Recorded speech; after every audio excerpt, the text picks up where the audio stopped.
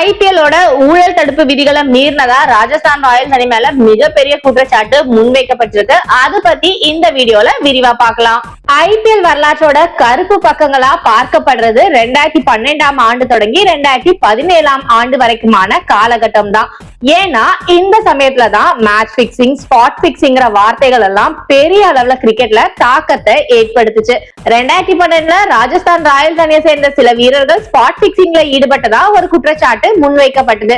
2013ல இந்த புகார் மேல ஸ்ரீசாந்த் உட்பட 5 வீரர்களை டெல்லி போலீசார் கைது பண்ணாங்க. இந்த விவகாரம் நீதிமன்றம் வரைக்கும் போய் 2016 மற்றும் 17ஆம் ஆண்டுகள்ல ராஜஸ்தான் மற்றும் சிஎஸ்கே அணிகள் ஐபிஎல்ல விளையாட முடியாம தடை செய்யப்பட்டது. இதுக்கு அப்புறமா ஐபிஎல்ல நிறைய ஸ்ட்ரிக்டான ரூல்ஸ் கொண்டு வந்தாங்க. அதுல ரொம்பவே முக்கியமான ஒண்ணுதான், போட்டியில விளையாடும் வீரர்கள் மற்றும் சப்போர்ட்டிங் ஸ்டாஃப் டக் அவுட்ல இருக்கும் போது தங்களோட செல்போன் உள்ளிட்ட எந்த தொலைத்தொடர்பு உபகரணங்களையும் பயன்படுத்த கூடாது அப்படிங்கிறது. இத்தனை ஆண்டு காலமா ரொம்ப ஸ்ட்ரிக்டா இந்த ரூலை ஃபாலோவும் பண்ணிட்டு வந்தாங்க எல்லா அணிகளுமே.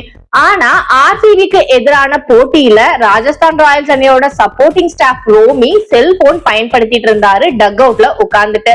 அந்த சமயத்துல அவர் பக்கத்துல வைபவ் சூரியவன்ஷியும் இருந்தாரு. இது ஐபிஎல்லோட விதிகளை மீறின செயல் அப்படின்னு புகார் எழுந்திருக்கு. இது தொடர்பா பிசிசிஐ விசாரணையையும் ஆரம்பிச்சிருக்காங்க. இப்போதைக்கு ஆர்ஆர் தரப்புல இருந்து இந்த விவகாரத்துல கொடுக்கப்பட்டிருக்கிற விளக்கம், ரோமியை பொறுத்த வரைக்கும் அவருக்கு ஒரு மேஜர் ஹெல்த் இஷ்யூ இருக்கு. அதனால மெடிக்கல் எமர்ஜென்சிக்காக மட்டும்தான் அவரு தன்னோட செல்போனை கூடவே வச்சிருந்தாரு. யாருக்கும் எந்த போன் காலும் அவர் பண்ணல, மெசேஜ் கூட அவர் பண்ணல, சும்மாதான் போனை ஸ்க்ரால் பண்ணிட்டு இருந்தாரு அப்படிங்கறதுதான். பெரிய அளவுல அஃபென்ஸ் இல்ல அப்படின்னா ராஜஸ்தான் ராயல்ஸ் அணி நிர்வாகத்துக்கு அபராதம் விதிக்கப்படும். அதே சமயத்துல இது ஒரு மிகப்பெரிய ஸ்கேண்டலா இருந்தா பிரச்சனை வேற மாதிரி விஸ்வரூபம் எடுக்கும்.